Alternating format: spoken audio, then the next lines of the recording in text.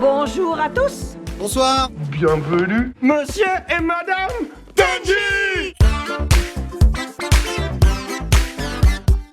Et bonjour à tous, on se retrouve aujourd'hui pour l'épisode 5 de Crit My Cult. Comme d'habitude, je suis avec Maxime. Salut tout le monde. Alors, aujourd'hui au programme, évidemment, les devoirs, où on va enfin savoir ce que Maxime pense de Shutter et ce que moi j'ai pensé de l'album de LS Dream. On aura évidemment le petit calendrier des sorties à venir. Dans le dossier Crit, le documentaire de Squeezie, on va savoir un peu ce qu'on a pensé de ces 5 épisodes disponibles sur Amazon Prime. On a un nouveau petit jeu qui a gagné cette récompense, on vous explique tout au moment de la rubrique. Évidemment, l'éternelle capsule de suivi sur la Starac. On aura un culture culte jeu vidéo avec le jeu Cocoon. Et comme d'habitude, pour finir, nos petits trocos. Maxime, on va pouvoir commencer, c'est parti, bienvenue dans Crit My Cult. This morning, you've got time for a hot home-cooked breakfast. Pierre remplit la baignoire un tiers fois moins que Jean. Combien de mètres cubes Jean et Jacques ont-ils gaspillé? Allez, on reprend. Broderie, hit majeur. Vous avez tous jeté vos livres de Victor Hugo, car cette année on va étudier Tintin. Mais oui, j'ai fait mes devoirs, oui. Alors, les devoirs sont un peu lointains, mais on va enfin savoir ce qu'on a pensé de ce qui a été donné dans l'épisode 4. Donc, comme d'habitude, on va déjà un peu tâter le terrain pour savoir ce que Maxime a pensé que j'ai pensé, etc. Vice-versa, vous avez compris, hein. Donc, Maxime, qu'est-ce que tu penses que j'ai pensé de l'album de LS Dream ? Alors du coup je t'avais conseillé l'album Renegades of Light de LS Dream. Donc c'est un artiste américain de bass music, principalement dubstep, même s'il peut lorgner sur d'autres genres de bass music. Je pense que t'as dû plutôt apprécier, parce que c'est un album qui est déjà avec un mixage très très bon. Et en plus de ça, c'est un album qui a, on va dire, plusieurs couleurs, quoi. C'est-à-dire, on va pas s'enfermer dans un genre, on va pas s'enfermer dans des sonorités, on va voyager complètement dans les sonorités, dans les genres de bass music. Il y a un petit concept et une petite histoire sur l'album, et je sais pas si tu l'as capté. C'est un peu cryptique et un peu secondaire, mais en attendant, je pense que t'as apprécié cet album avec chaque track bien différente, bien éclectique, avec un vrai sens du groove et de la diversité musicale, tout simplement. Et Benjamin, toi, tu penses que j'ai apprécié Shutter ? Bah écoute, je l'espère déjà, parce que c'est un film qui a été très important pour moi à l'époque où je m'enchaînais énormément de films d'horreur, mais on en reparlera. Je pense que tu y as été sensible parce que l'efficacité horrifique fonctionne vraiment bien selon moi. Donc après, est-ce que tu as apprécié la narration, etc. Bah tu vas nous le dire, ça je t'avoue que j'en ai aucune idée. Mais par contre, je pense que tu as quand même été sensible aux effets de peur. Alors je vais commencer par te dire ce que j'ai pensé de Shutter, je vais en faire un petit synopsis. Globalement, c'est un couple qui roule de nuit, qui a un accident en écrasant quelqu'un. Ils vont s'enfuir du lieu de l'accident, et il semblerait qu'ils soient par la suite poursuivis par une présence fantomatique. Voilà, je veux vraiment pas trop en dire, donc on va se contenter de ça. Donc c'est un film de fantômes, c'est un film d'épouvante. Et pour le coup, t'as complètement raison quand tu dis que les scènes d'épouvante ont fonctionné sur moi. Je suis très sensible aux histoires de fantômes. Moi, tu me mets une présence un peu paranormale au fond d'une pièce sombre, ça marche tout de suite sur moi. Et c'est vrai qu'à chaque fois que le film a essayé de me faire frissonner, j'ai frissonné. Mais c'est le vrai frisson, quoi, avoir les poils, comme on dit. Je trouve que ces scènes sont très très réussies. Il y a un côté très scolaire, finalement, dans le film. C'est-à-dire que je me suis pas renseigné sur le film pour te laisser cette partie, mais on dirait beaucoup un premier film, en fait, un film de sortie d'école, ou en tout cas un film qui arrive très tôt dans la filmo d'un réalisateur, parce que, il y a ce côté scolaire, il y a ce côté très opératique, c'est-à-dire que, pour faire frissonner, on va utiliser des codes, et ces codes-là, on sait qu'ils fonctionnent. Donc il y a pas trop d'expérimentation, mais c'est pas plus mal, parce que, effectivement, comme je le disais, ça fonctionne. J'ai quand même un petit bémol sur le film, c'est qu'au bout des 5 premières minutes du film, c'est-à-dire dès l'accident, j'ai deviné tout le scénario. Même tous les twists à venir du film, je les ai devinés tout de suite. C'est-à-dire dès qu'il y a eu l'accident, et dès qu'on commence à partir réellement dans cette idée de présence fantomatique, j'ai capté tout le truc. Ce qui fait que le film, j'ai trouvé quand même un peu long sur la fin, surtout que le film multiplie les twists, mais du coup, vu que je les avais tous vus venir, même quand il essaye de me perdre, vu que le film a un côté très très scolaire, je capte qu'il essaye de me perdre. Et du coup, je capte que, non, t'essayes de me perdre, mais je sais que j'ai quand même deviné. Ça n'empêche pas que c'est très réussi, et que les effets d'annonce des twists restent réussis, même quand on s'en doute. Mais du coup, ça a été un peu compliqué pour moi à la fin du film, parce que je me suis dit, c'est bon, on a compris, on y va. Et même le petit twist final au niveau du cou du personnage principal, pour pas trop spoiler, bah en fait, au bout d'un moment, il dit qu'il a mal au cou, et j'ai tout de suite deviné pourquoi. Donc ça a été le petit bémol, on va dire, pour moi. Heureusement que les scènes de frisson m'ont quand même fait frissonner, parce que ça m'a permis quand même de ressentir énormément, d'avoir quand même énormément d'empathie pour les personnages tout au long du film. Donc ça m'a pas gâché le visionnage du film, mais du coup, bah c'est vrai que c'est toujours un peu moins plaisant quand un film cherche à te faire des mystères que tu devines dès la scène d'exposition du film d'ailleurs. Et je précise aussi du coup que c'est un film thaïlandais de 2004, et c'est marrant parce que du coup on suit l'histoire d'un photographe, et en fait du coup le film est tourné en pellicule. On revient beaucoup sur le développement argentique de la photo. Vu que le film est en 2004, bah c'est un film qui témoigne aussi des dernières heures de l'argentique, de la pellicule et de ces utilisations-là. Donc il y a un côté aussi assez plaisant de voir un film des années 2000 qui est encore complètement dans cet aspect argentique, pellicule, développement du cinéma, et du coup de ça jusque dans son scénario, parce que très vite après 2004, finalement, on a commencé à arriver au tout numérique à peu près partout dans le monde. Donc il y a aussi ce petit côté-là qui m'a plu. Et pour terminer, je trouve que la grosse force du film, c'est ses acteurs, ses personnages, et aussi, je le répète, mais toutes ces scènes d'épouvante, qui sont toutes vraiment assez incroyables, sachant qu'en plus le film arrive à monter en puissance dans ces scènes d'épouvante. C'est-à-dire que les scènes qui font le moins flipper sont au début du film, et après, plus le film essaye de se faire flipper, plus il y arrive vraiment, vraiment bien. Et jusqu'à cette dernière scène, où même si je me doutais du twist final et que je le voyais venir dans la scène, ça m'a pas empêché de frissonner. Donc c'est assez particulier, parce que normalement, quand on devine le scénario d'un film à twist, ça gâche un peu tout, mais là, ça m'a pas gâché parce que les sensations sont là. Et moi, je suis quelqu'un qui met vraiment en priorité ce que je vais ressentir d'un film, au-delà de parfois ses qualités, on va dire, techniques. Donc écoute, le film a quand même bien fonctionné sur moi, et d'autant plus que je te connais quand même bien, et j'ai quand même pu remarquer que c'est un film qui t'avait vachement influencé dans tes goûts et dans ta manière d'apprécier le cinéma. Alors déjà, je suis content que t'aies quand même apprécié le film. Pour faire un peu l'historique de mon côté, moi c'est un film qui a été très important pour moi, car quand j'ai découvert l'horreur, j'ai eu une période où je regardais plein de films d'horreur, et en fait j'avais pas de jugement sur la qualité ou d'où ça venait ou quoi que ce soit, juste dès que je trouvais un film d'horreur, je le téléchargeais. Aïe aïe aïe. Je le téléchargeais. Il y a prescription depuis le temps. Évidemment. Je le téléchargeais et je le regardais. J'en prenais plein, je regardais plein de trucs, et je savais pas vraiment ce que je regardais. Et du coup, ce film d'horreur-là est arrivé dans ce lot, donc je l'ai vu vers 12-13 ans, je dirais. Ah, ça a dû fort fonctionner du coup. Et du coup, donc là je l'ai revu pour l'occasion, et je vois ce que tu veux dire au niveau des twists. En effet, là en le revoyant, j'ai trouvé que la mise en scène était quand même assez forcée pour qu'on se rende compte, en effet, des twists à venir. Mais à l'époque, je dois avouer que j'avais pas de notion, et donc du coup je me suis tout pris de plein fouet, quoi. Genre vraiment, moi, l'histoire du coup qui revient à la fin, ça m'a... trauma. Voilà, grosso merdo, ça m'a trauma. Ce dernier plan dans le reflet de la vitre, là, ça m'a beaucoup marqué.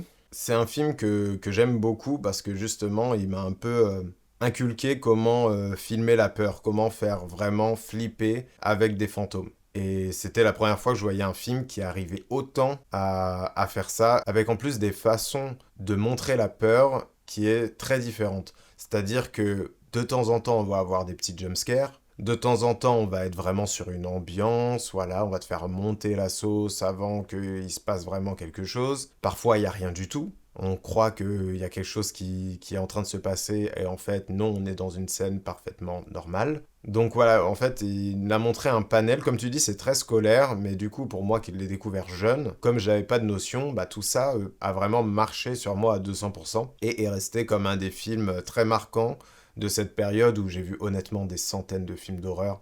Et voilà, on va dire qu'il fait partie de mon top 10 de la centaine de films d'horreur que j'ai vu à cette époque-là, quoi. Alors que j'avais aucune appétence, qui est plus le cas aujourd'hui, mais j'avais aucune appétence pour le cinéma asiatique particulièrement. J'avais pas encore vu des œuvres comme Ring, The Grudge, ce genre de choses. J'avais aucune notion de tout ça, quoi. Je me suis juste pris un film d'horreur dans la gueule, et il s'avère qu'il était asiatique, quoi. Mais thaïlandais plus précisément. Ouais, et surtout que le cinéma thaïlandais, finalement, c'est un cinéma qu'on connaît beaucoup moins. On peut connaître le cinéma coréen et japonais, ou les cinémas indiens, qui sont les cinémas asiatiques qui s'exportent le plus dans le monde. Mais du coup, c'est vrai que le cinéma thaïlandais, c'est moins connu. En plus, moi, le peu de films plus ou moins thaïlandais que j'ai pu voir en horreur, c'était beaucoup plus trash. Du coup, c'est vrai que c'est un cinéma que je ne connaissais pas du tout. Et ça fait plaisir de découvrir et de voyager un peu à travers les visionnages, quoi. Et pour faire une petite précision, vu que tu ne connaissais pas les réalisateurs, alors je vais pas m'engager à citer leur nom, parce que c'est beaucoup trop compliqué pour moi. Donc voilà, renseignez-vous, c'est 2 réalisateurs thaïlandais qui ont fait ce film. Ils ont réalisé plusieurs films ensemble, ils ont fait ensuite un film qui s'appelait Alone, qui était vraiment très intéressant aussi, que je vous conseille, moins bon que Shutter, mais intéressant.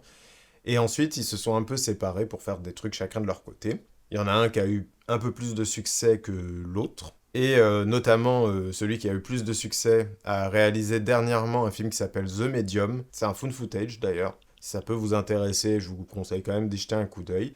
Et Maxime, ce réalisateur, n'est pas totalement inconnu pour toi, parce qu'il a réalisé un segment de ABC of Death. Ah, c'est bien ce que je me disais. Qui est N pour nuptial. Ah, ok. Voilà.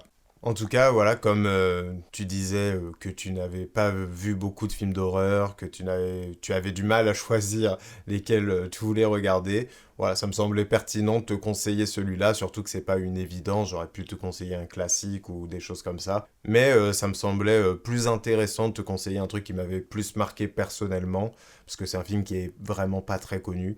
Et du coup, je suis content que tu aies pu le voir. Voilà, ça sert à ça aussi, c'est de voir, conseiller des choses que l'autre n'irait pas forcément voir de lui-même. Et maintenant, Benjamin, tu vas me dire ce que t'as pensé de Renegades of Light, album de LS Dream. Absolument. Alors déjà, je vais faire simple, j'ai beaucoup aimé l'album. J'ai beaucoup aimé l'album parce que ça me rappelle beaucoup de souvenirs de ce que j'ai écouté. J'en écoute beaucoup moins aujourd'hui, de la bass music et autres, mais on va y revenir. Mais du coup, ça m'a fait du bien de replonger dans un album comme ça, et en plus de cette qualité-là. Ce que j'ai trouvé intéressant avec cet album, ce sont ses inspirations diverses, en fait. Genre, il y a beaucoup d'éléments. Donc, on a évidemment la bass music, où il va explorer évidemment la dubstep, ou encore la trap. Mais il y a aussi d'autres inspirations que je trouve vraiment bienvenues, et qui fait un mélange du coup qui fonctionne vraiment bien. C'est déjà la French Touch du début des années 2010 avec Geza, Brodinski, ce genre de choses. Et il y a évidemment l'inspiration synthwave, mais tout ça en fait englobé dans un enrobage de bass music. Et du coup tout ça fait un mélange hyper intéressant de sonorités et dévoile vraiment un univers un peu science-fictionnel qui fonctionne vraiment bien. C'est marrant aussi parce que souvent on parle de ventre mou, et là je trouve que c'est tout le contraire. Je trouve que sa force en fait c'est le cœur du projet. Je trouve que les morceaux qu'il y a au milieu en fait viennent nous montrer toute la diversité. Ils commencent surtout sur de la dubstep pour ensuite au fur et à mesure tourner un peu vers la trap, et là il commence à avoir certaines sonorités du coup synthwave, et aussi du coup la fameuse French Touch dont je parlais tout à l'heure. Et en fait, les sons se succèdent comme ça et te montrent limite une influence par son. Alors attendez, je prends mes petites notes.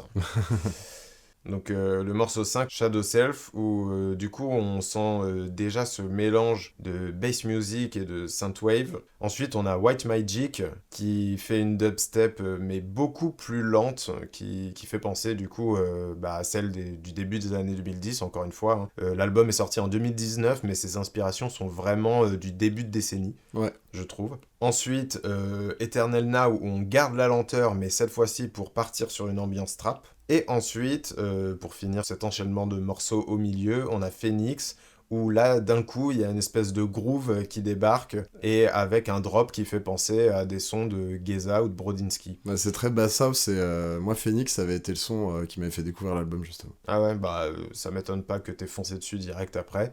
Bon, même s'il fait pas partie de cet enchaînement-là, il y a aussi le troisième son, où je trouve qu'on retrouve des sonorités de Skrillex avec son album Recess. Ah, Rect. Ouais, voilà. Où complètement. Les sonorités sont vraiment ce que faisait Skrillex sur l'album Recess. Alors je suis désolé, j'ai pas tous les termes moi, donc sûrement que ce que fait Skrillex sur Recess a un nom très précis, mais je ne l'ai pas. Donc je suis navré pour les auditeurs assidus et pointilleux qui écouteront ça, ne m'en voulez pas.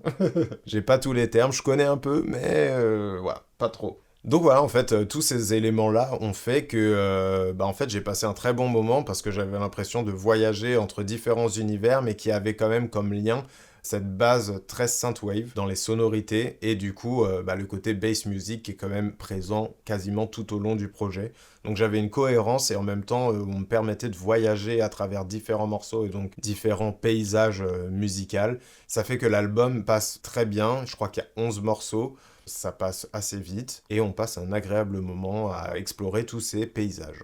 Ok. Pareil, moi je vais recontextualiser ma découverte de l'album. Bien sûr. Du coup, il y a Phoenix qui est arrivé dans mes playlists. Donc c'est un son de bass house, avec une ligne de basse absolument incroyable. Oh oui. Et en fait, une fois, j'étais chez un pote, et en fait, on écoutait une playlist en jouant à la console, et il y a un son qui passe. Et du coup, à ce moment-là, on se dit, c'est trop bien, c'est qui ? Il va regarder, et là, je reconnais la pochette de l'album sur lequel moi, j'avais Phoenix qui avait été en favori dans mes playlists. Et je lui dis, ah mais attends, moi aussi, j'adore un son de cet album-là. Du coup, on va sur la page de l'album, on écoute le son, et on se dit, et on se regarde tous les deux, on se dit, attends... il y a un album là. Et du coup on a mis l'album et on a arrêté de jouer. Et on s'est retrouvé vraiment posé sur le canapé à écouter l'album parce qu'il nous a mis une teutard comme ça, direct, sans prévenir, en milieu de soirée. Ça m'étonne pas. Et du coup, là, la découverte s'est faite. Après, j'ai écouté ses autres projets. Surtout que là, après, j'ai découvert du coup qu'il y avait une petite histoire derrière Renegades of Light. Donc bon, c'est une histoire que t'entends sur Hello Human, la première, et Ace of Cups, la dernière. C'est une histoire un peu nébuleuse quand même, hein, mais c'est une histoire autour d'entités extraterrestres qui rencontrent des humains, d'où le Hello Human du premier titre. Et après, moi, effectivement, qui aime beaucoup la bass music, ça m'a fait plaisir d'avoir un album, déjà, comme je disais, en termes de mixage sonore, qui est aussi propre. C'est très agréable. Et du coup, cet artiste-là, c'est Liquid Stranger qui l'a fait découvrir, un autre artiste de bass music. Alors, j'ai pas la confirmation de ça, mais... je tends à supposer que ça devait être un ingé son de Liquid Stranger, parce que on sent très clairement qu'il y a des talents d'ingé son. Donc ça déjà ça m'a plu, et comme tu dis après, moi toutes les influences elles m'ont parlé. Parce que j'étais un gros fan de la French Touch des années fin 2000, début 2010, j'adore la synthwave, gros fan de bass music, et en plus de ça, on a des vrais sons de dubstep. Et à l'époque, en 2019, des vrais sons de dubstep comme ça se faisait beaucoup plus rare. Et on va dire que le genre Redeem a un peu explosé à ce moment-là, et que tout le monde s'est mis à faire de la Redeem assez trash. Et du coup, de la vraie dubstep bien groovy comme ça, on n'en faisait plus trop. Et moi, du coup, c'est vrai que c'est le deuxième son de l'album, Expand the Universe, qui a un drop, vraiment un petit drop bien gras de dubstep. Quand on a écouté l'album, du coup, c'est vraiment le son où je me suis fait « Ah ouais, ça fait du bien, quoi ». I Am Bass aussi. Et I Am Bass aussi, ouais, exactement. Et du coup, c'est vrai que c'est un album que j'ai écouté pendant longtemps, et pendant, je crois, il est tourné en boucle dans mes playlists pendant 2-3 ans, ce qui est très très rare de nos jours, quand avec Spotify, on découvre de la musique tous les jours en lançant les playlists en aléatoire. Et en plus de ça, c'est le genre d'album qui est assez qualitatif pour que je change de son préféré au fur et à mesure que je l'écoute. C'est-à-dire, au départ, c'était Phoenix, parce que c'est par là que j'ai découvert, puis ça a été Expand the Universe. Après, t'en parlais tout à l'heure, mais White Magic aussi, qui est absolument incroyable. Et Wrecked aussi, que j'adore. Et au final, avec toutes les écoutes, tous les sons sont devenus mes préférés, quoi. Donc, je savais que tu connaissais pas, parce que je t'en ai déjà parlé vite fait, t'avais jamais écouté. Non. Et ça me tenait à cœur de te le mettre en devoir, parce que je sais que t'écoutes beaucoup moins de bass music qu'on en écoutait avant. Ouais. Donc ça me paraissait important de te dire « coucou, il y a encore de la bass music qui vaut le coup, tout le monde n'a fait pas du Redeem. » En vrai, j'étais plutôt sûr que t'allais aimer, et que le devoir me permettait de forcer un peu cette découverte qu'aurait dû se faire il y a bien longtemps. Sûrement. Et du coup, pour conclure, dans les projets qui vont venir de LS Dream, il y a en projet, on n'a pas encore de confirmation de sortie, mais ça devrait se faire plutôt, on va dire, pour sûr, un album commun avec Closy, qui est du coup une artiste de bass music française, qui là fait une énorme carrière en Amérique du Nord et qui reste très très niche et presque underground finalement par chez nous. D'ailleurs, Closy revient en France quand tu veux, revient plus souvent. Ouais, et qu'on a découvert ensemble en festival. Exactement. Et du coup, savoir que Closy et LS Dream ne se contentent pas d'un featuring, mais préparent un album commun, moi ça m'enchante au plus haut point. Et je veux pas m'avancer, mais il y a peut-être moyen que ce soit un dossier crit d'un épisode futur de cette année. On espère si l'album nous plaît. Je suis pas inquiet. Ça devrait aller. Je suis pas inquiet. Ok, donc on en a fini avec les devoirs, mais bon, avant de quitter cette belle rubrique, on va se donner ceux du prochain épisode, Maxime. Absolument, Benjamin. Et donc on va quitter la bass music, mais on va rester dans la musique électronique, Benjamin, Ok. et tu vas écouter Infinite Universe, Ok. qui est un album de Unlogix. Très bien. Alors Maxime, moi j'aimerais te conseiller un jeu vidéo. Ok. Je sais que t'es pas fan de narration, mais celui-là, et ça me paraît très intéressant que t'y touches pour ton amour du montage. D'accord. Et ce jeu, c'est Immortality. Ok. Est-ce que tu vois ce que c'est ? Pas du tout. Très bien. En tout cas, c'est fini pour les devoirs, et maintenant on va passer au petit calendrier des sorties. Je regarde les sorties de ce vendredi, je me dis y'a que nous qu'on peut rivaliser. C'est parti pour les sorties. Le 31 janvier, on aura le film d'horreur Amelia's Children. Le même jour, on aura La Zone d'intérêt, The Zone of Interest, qui a beaucoup de nominations aux Oscars. Toujours le 31, Argylle, le nouveau film de Matthew Vaughn. Au cinéma, le 7 février, on aura Dali. Je De crois que tu as Quentin- oublié un A. Ah, mince. Dali. Voilà. De Quentin Dupieux. On aura aussi La Bête, le nouveau film de, j'ai oublié son nom évidemment, Bertrand Bonello. Le 9 février, on aura l'album de Lewis Hoffman, Crystal Medium Blue, un album qui me tente bien. Le 14 février, Vivant, un film au cinéma, un film français. Le même jour, on aura Bob Marley One Love. On se Oh. demande ce que ça va donner, ce petit film. Ah, génial. Super. J'ai hâte. Et toujours le 14, le film Sans jamais nous connaître, All of Us Stranger, il est plus connu sous ce nom-là, même par chez nous. Le 16 février, on a 2 albums, celui de Chromeo Adult Contemporary, et aussi celui de Jennifer Lopez, This Is Me Now. Au cinéma, le 21 février, on aura le film L'Empire de Bruno Dumont, le futur film préféré de Maxime. Ceci n'est pas vrai, je le précise à tous mes spectateurs.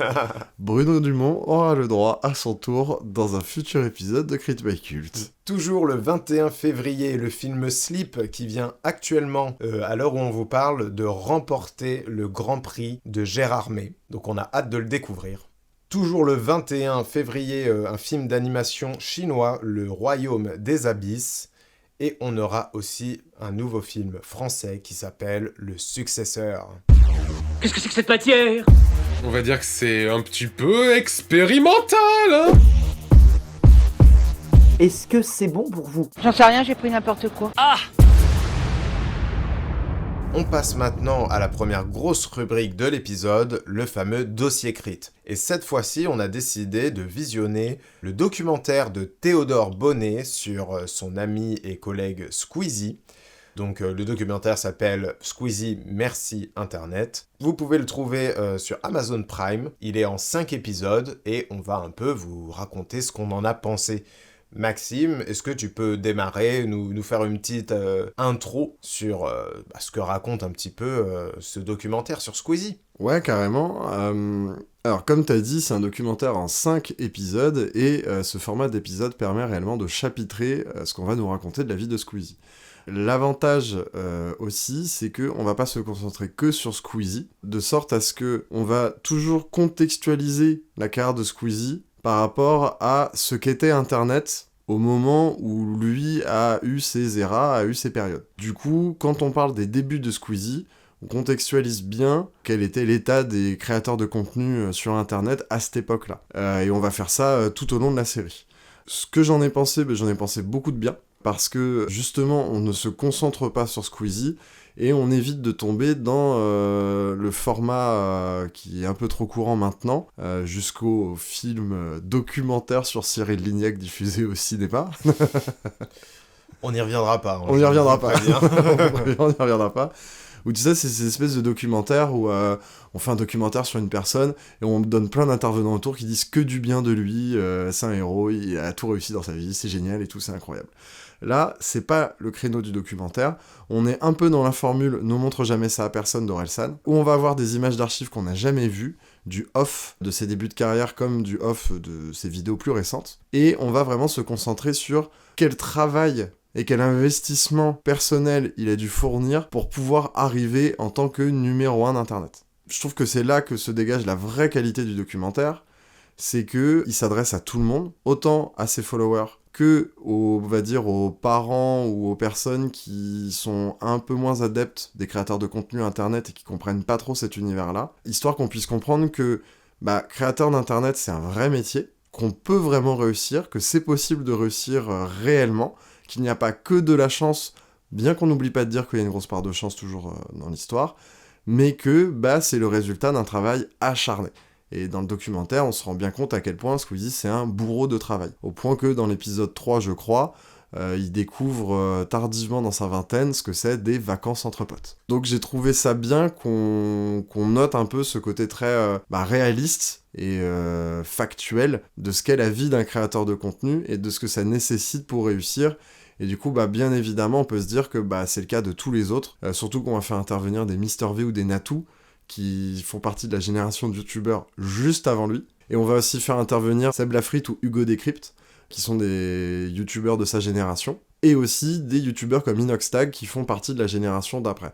Donc ça permet vraiment d'englober, on va dire, toutes les générations de créateurs de contenu internet, leur évolution, du moment où YouTube c'était que des sketchs filmés avec la caméra de son ordinateur, puis on est arrivé avec le gaming, donc c'est là où Squeezie est arrivé, puis après on a évolué, il y a eu Twitch, l'e-sport, et surtout les contenus avec du vrai budget et un peu plus impressionnant, comme par exemple son Où est Charlie IRL, qui est un peu ses formats d'aujourd'hui, et je trouve que le documentaire fonctionne bien, c'est-à-dire de t'apprendre des choses et de te faire découvrir comment fonctionne un système, et là-dessus c'est très très réussi. Ouais, c'est vrai. Je trouve qu'il y a aussi ce côté narration où on va réussir finalement à montrer aussi les enjeux qu'il y avait pour lui. C'est-à-dire que, par exemple, il y a la discorde entre ses parents. Ses parents étaient divorcés et son père l'encourageait à fond dans ses vidéos. Donc, son père est fanat de technologie, donc lui montrait plein de choses, des jeux, des ordis, des caméras, etc. C'est lui qui l'a aidé à acheter tout ça, à acquérir certains talents pour pouvoir faire ses vidéos derrière, alors que sa mère essayait, elle, vraiment de le stopper, entre guillemets. Elle ne comprenait pas du tout cette passion et aussi le fait qu'il pouvait en faire quelque chose, surtout qu'à l'époque où lui était tout jeune, Squeezie, youtubeur, c'était absolument pas un métier pour de vrai. Genre, il n'y avait pas de perspective, YouTube ne payait pas les créateurs. Donc c'était très compliqué d'envisager quoi que ce soit avec ça, et Squeezie y mettait tout son temps. Donc on peut comprendre la mère qui était effrayée, et comprendre le père qui était juste fasciné de pouvoir partager sa passion avec son fils. Et donc tout ça est très bien raconté, je trouve, et ils sont assez touchants. Il y a aussi ce moment du coup avec la mère, parce que du coup Squeezie revient aussi sur l'album Oxys, l'album qu'il a sorti, et qui a vraiment pas marché, et qui a été assez boudé par le public. Et c'est grâce à une chanson de cet album qu'il a réussi à trouver les mots justes pour entamer un dialogue avec sa mère, parce qu'il ne s'était jamais vraiment compris.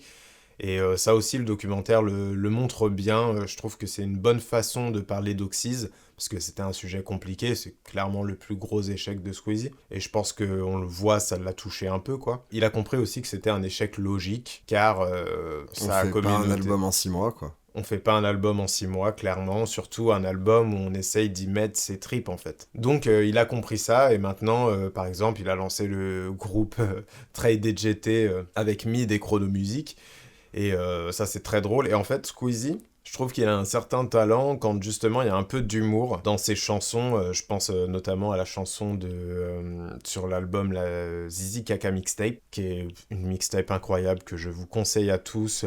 C'est la victoire d'Internet sur la musique, je vous le dis. Voilà. Et il y a un morceau de Squeezie qui est excellent, qui s'appelle Adieu les filles, et que je vous conseille. Mais bref, je diverge. Verge. Mais voilà, j'ai beaucoup apprécié ce documentaire pour sa façon de présenter tous ces éléments-là, de pas trop se perdre et que le tout ne soit pas confus. On a des étapes claires dans la carrière de Squeezie, le moment de pause qui lui a permis de vivre un petit peu sa jeunesse et de découvrir un peu ce qu'était, comme tu le disais, des vacances entre amis. Ce qui est pas rien, en fait. Le documentaire arrive bien à nous montrer que c'est pas débile, c'est pas stupide, en fait, de le voir prendre du bon temps avec ses amis. C'est vraiment un moment unique pour lui, parce que il est connu depuis qu'il a 15 ans. 15 ans, quelque chose comme ça. Donc forcément, t'as raté des choses. Et donc là, il a essayé de rattraper un peu tout ça, même si évidemment sa notoriété le rattrapait un peu toujours. Après, on va peut-être revenir sur les points un petit peu plus négatifs, les quelques défauts qu'on a trouvés. Et Maxime, t'en as 2-3 qui sont un peu plus forts que les miens, donc je t'en prie, dis-nous tout. Bah, bien que j'ai trouvé la structure en 5 épisodes intéressante, j'ai trouvé que c'était un peu moins bien structuré sur les derniers épisodes que sur les premiers. C'est-à-dire que le premier et le deuxième épisode sont très bien structurés, le chapitre est, on va dire, très bien fait. Le problème que je vais avoir, c'est que, en gros, le chapitre 3, c'est Squeezie est passé à côté de sa jeunesse. Donc faut qu'il la rattrape et il faut qu'il essaye d'autre chose. Le chapitre 4, c'est il essaye d'autre chose, donc les productions à gros budget et ça marche. Et le 5e chapitre, c'est Squeezie lance sa structure e-sport avec Gotaga. Et Brooks. Et voilà. Je comprends qu'en termes de prod, on se dise, bah, ces 3 chapitres, on va faire 3 épisodes différents, mais je pense que j'aurais peut-être essayé de réduire finalement ces épisodes-là et profiter d'être sur une plateforme de VOD pour pouvoir pas m'obliger à faire du 42 minutes. Parce que bah, finalement, c'est 3 parties qui sont trop longues pour ce qu'elles racontent, notamment le dernier épisode, qui est en plus de ça extrêmement maladroit. Parce que, donc le dernier épisode, celui sur sa structure e-sport, on va vraiment se concentrer que sur sa structure e-sport, et on se concentre pas sur le lien entre les créateurs de contenu et l'e-sport de manière générale. Ce qui m'aurait pas gêné si les premiers épisodes s'étaient pas chargés de contextualiser ce qu'était Squeezie dans Internet au début de son truc. Là, du coup, on se ressent un peu trop sur lui, et on aurait pu, par exemple, prendre Kameto, qui a fait sa structure, ou Étoile, qui s'est mis à Smash, et qui maintenant fait des tournois, et commente aussi des gros tournois.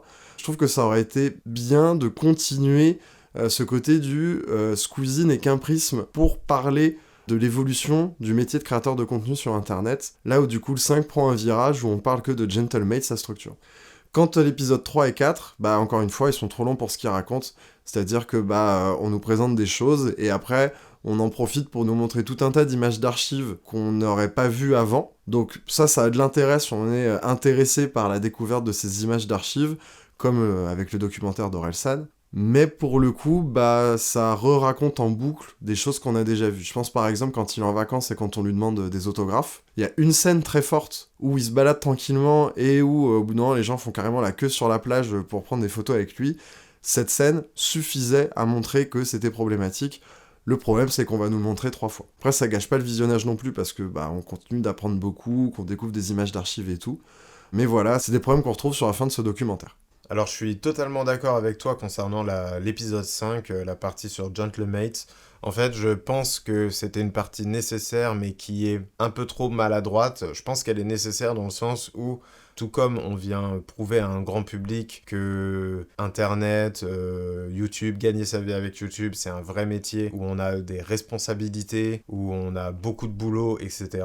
L'épisode sur Gentlemate vient en fait montrer aussi que c'est le cas pour l'e-sport. Il y a du travail dans l'e-sport, c'est un vrai sport, ça demande une vraie discipline de vie, de travail, d'investissement, etc.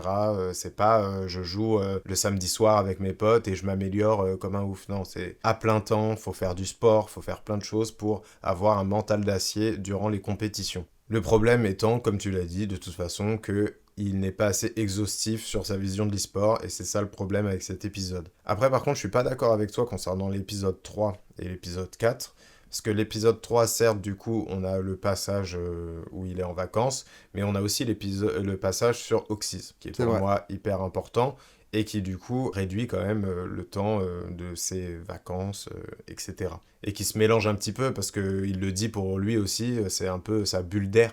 Quand il fait cet album, il est justement pas en train de bosser les vidéos du tout et tout, il se met à part, et il bosse sur l'album avec ses potes qui font de la musique, et ça lui fait aussi beaucoup de bien.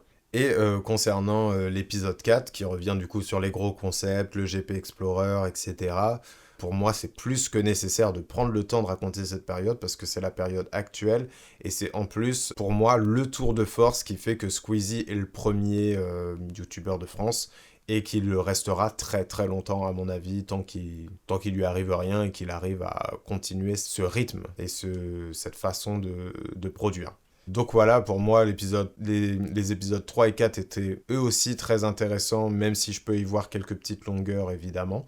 Mais il n'y a que l'épisode 5 où je peux vraiment remettre en cause la façon dont il a été fait. Pas son existence, parce que ça reste très important selon moi, mais vraiment la façon dont il a été fait.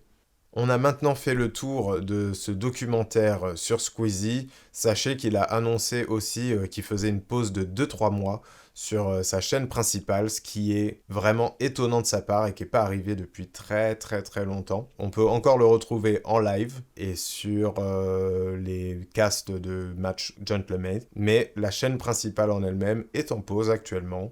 Donc voilà, Squeezie, j'espère que tu te reposes bien et reviens-nous en forme pour nous offrir encore de belles vidéos. On a un petit épilogue, on va dire, d'une certaine manière, sur sa chaîne.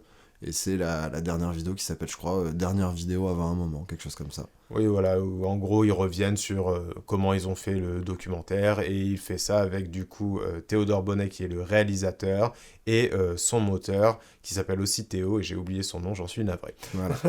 Voilà. Son monteur de génie, d'ailleurs. Son monteur de génie, Théo.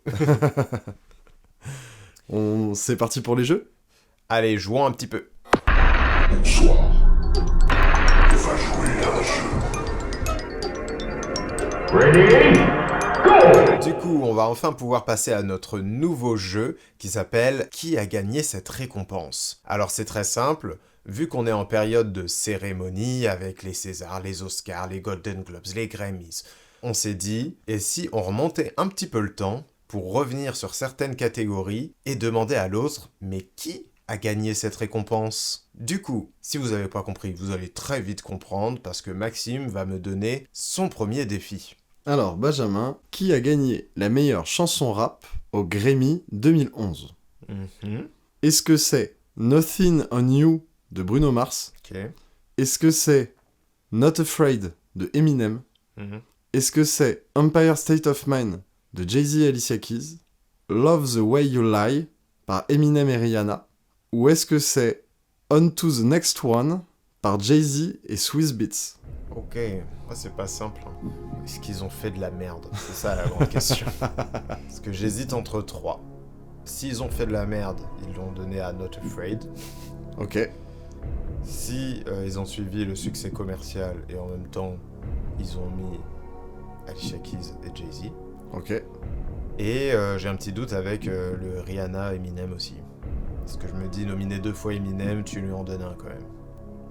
Je vais miser sur le fait qu'ils ont fait de la merde et qu'ils l'ont donné à Not Afraid. Et c'est une mauvaise réponse. Ah merde. C'était Empire State of Mind Et bah tant mieux. par Jay-Z et Alicia Keys. Incroyable. Et l'histoire leur a donné raison, car c'est clairement le titre dont on se rappelle le plus de toute cette liste. Ah oui, complètement, complètement. Du coup, je vais te faire mon premier, mon cher Maxime. Je t'en prie. On va partir du côté des Golden Globes. Ok. Et je vais te demander qui a été nommé meilleure comédie ou film musical en 2005. Ok. Tu as comme proposition Eternal Sunshine of the Spotless Mind, Sideways, Les Indestructibles, Ok. Le Fantôme de l'Opéra et Ray. Avec Jamie Foxx. Ouais, Ok. le film sur Ray Charles. Et Sideways, c'est de qui ? C'est le premier film, je crois, d'Alexander Payne. D'accord. Voilà. Alors, en 2005, parmi toute cette proposition, 2005, Eternal Sunshine, c'est pas improbable. Il y a un monde où ça pourrait être Ray, parce que Ray, c'était vraiment le film à récompense. Puis Ray, comme Les Indestructibles, comme Eternal Sunshine, mérite le prix. Est-ce qu'il aurait donné un film d'animation Disney, enfin Pixar, pardon. Ouais, c'est une grande interrogation, ça. C'est une grande interrogation, ouais. Bah écoute, je pense qu'ils l'ont donné aux Indestructibles. Ah ouais, tu mises sur le film d'animation, du coup. Exactement, Benjamin. Très bien, très bien. Eh bien écoute, Maxime, Oui. tu as mal misé. Non. Parce que c'est Sideways qui est reparti avec la récompense. Et l'histoire ne leur a pas donné raison, parce que personne ne se rappelle de ce film. Et non, absolument pas. Alors Benjamin, maintenant on va aller du côté des Oscars. Et tu vas essayer de deviner qui a été élu meilleur acteur en cette belle année 1994. C'est Tom Hanks. Alors, est-ce qu'il s'agit de Liam Neeson pour la liste de Schindler? Est-ce qu'il s'agit de Daniel Day-Lewis pour Au nom du père? Je sais même pas ce que c'est. Est-ce qu'il s'agit de Tom Hanks pour Philadelphia? Est-ce qu'il s'agit de Anthony Hopkins pour Les Vestiges du jour? Ou est-ce qu'il s'agit de Lawrence Fishburne pour le film Tina? Ok. C'est... bon, il y a plein de films que je ne vois même pas ce que c'est. On va pas se mentir. Là, pour moi, c'est simple. Il y en a que deux notables, assurément. C'est Philadelphia pour Tom Hanks et La liste de Schindler avec Liam Neeson. Mhm. Mais je suis assez prêt à parier sur Tom Hanks, qui a remporté le prix pour Philadelphia. Tom Hanks. D'accord. Eh bien, Benjamin, c'est une bonne réponse. J'avais pré-shot avant même... T'avais même pré-shot avant les propositions. À cette époque-là, de toute façon, Tom Hanks, il les a quasi tous gagnés. Donc... Ah ouais, c'était... En fait, j'aimais bien parce que vu qu'il y avait Day-Lewis, il y avait Anthony Hopkins. Ouais, tu vois, non, je me suis dit peut-être tu vas te laisser avoir par ces acteurs à Oscar qui ont fait des films oubliés, tu sais. Complètement. Maxime, Benjamin. on va rester sur les Golden Globes. Et cette fois-ci, je vais te demander quel est le meilleur drame en 2013. Waouh. Cette année-là, nous avons eu le droit à des films comme Argo, Django Unchained, L'Odyssée de Pi, Lincoln et Zero Dark Thirty. Quelle catégorie. Oui, elle est très belle, avec des films très différents, Ouais. récompensables pour tout un tas de raisons différentes également. Mais de mémoire... Parce qu'en fait, je sais que je le sais, déjà. Ça, c'est... Mais est-ce que ma mémoire va me faire défaut ou non? De mémoire, c'était... Je crois que c'est Zero Dark Thirty. Et si c'est Argo, j'ai le seum parce que vraiment, il y a une hésitation de ouf entre les deux. Mais Donc tu partirais sur Zero Dark Thirty qui a gagné le Golden Globes. Ouais. Le meilleur drame. Ouais. Est-ce que tu valides? Je sais pas. Je J'ai sais pas parce que... besoin d'une réponse assurée. Est-ce que C'est c'est ça. ton dernier mot? Parce que pour moi, c'est l'un des deux.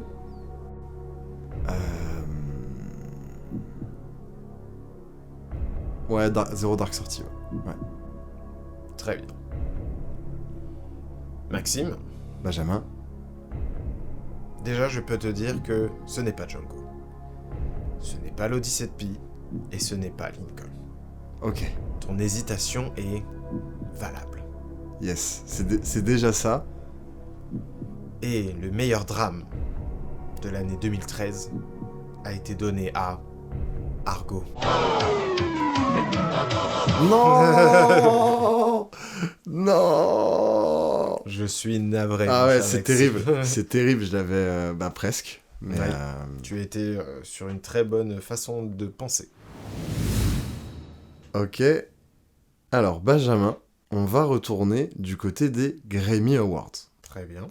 Et à ton avis, qui a remporté Best Electronic Album, Oh. donc meilleur album électronique, de l'année 2013? C'est marrant, on a tapé à peu près sur les mêmes années. Ouais.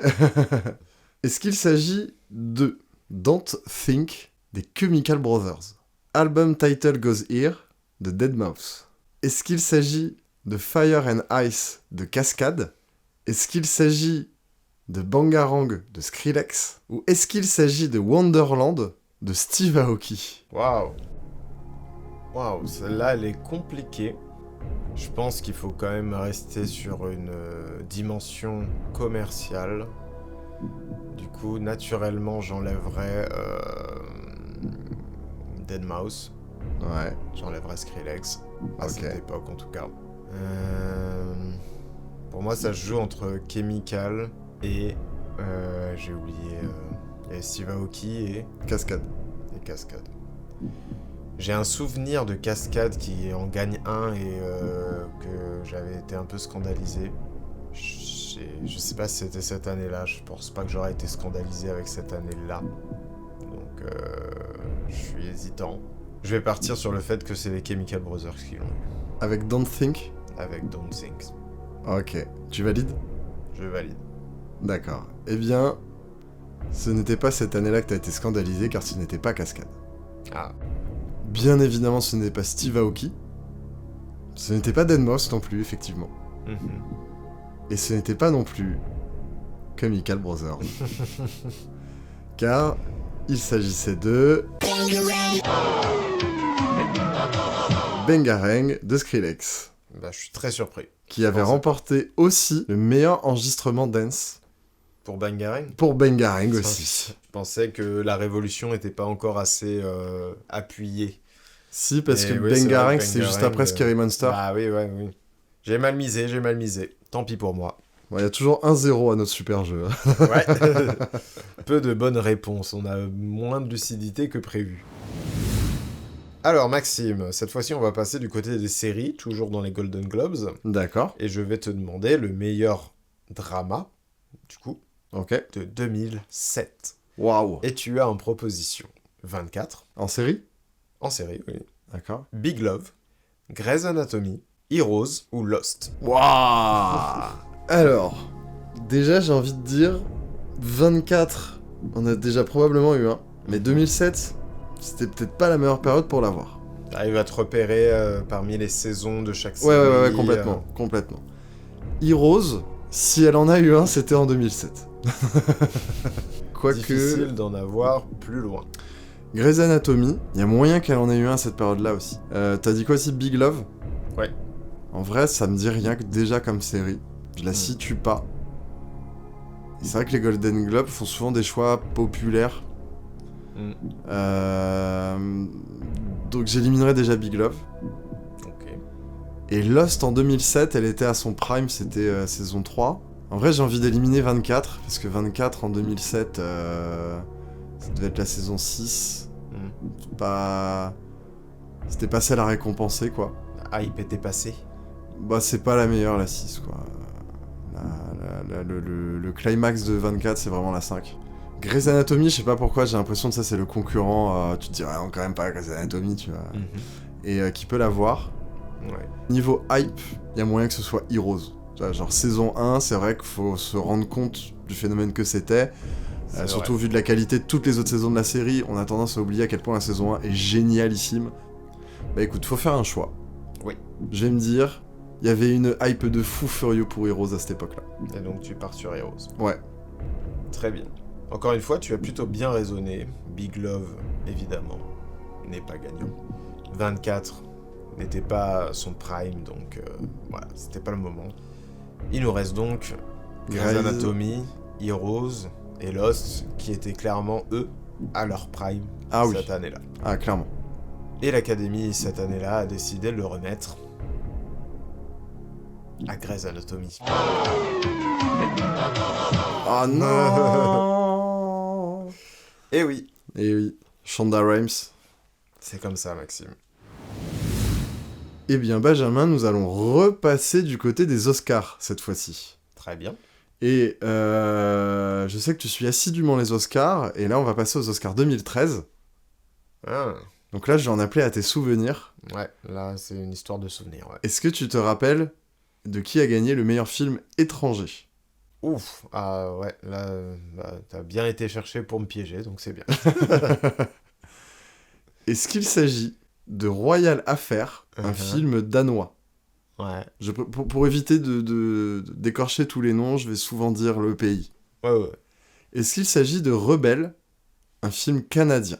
Ok. Est-ce qu'il s'agit de No, un film chilien? Pablo Larraín.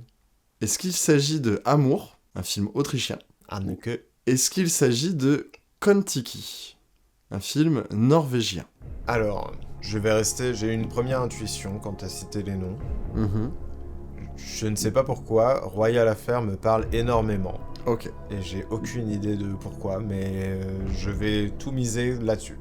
Royal Affair a gagné. Royal Affair à fond? Ouais. Eh bien, Benjamin, Ouais, tu as misé sur Royal Affair. ouais. Mais tu n'aurais pas dû miser sur Royal Affair. C'était évident. tu aurais dû aller à l'évidence même. Amour. Amour. Qui avait même eu une ressortie pour son Oscar. Et c'est à cette ressortie qu'on est allé le voir à Amiens. Ah ouais.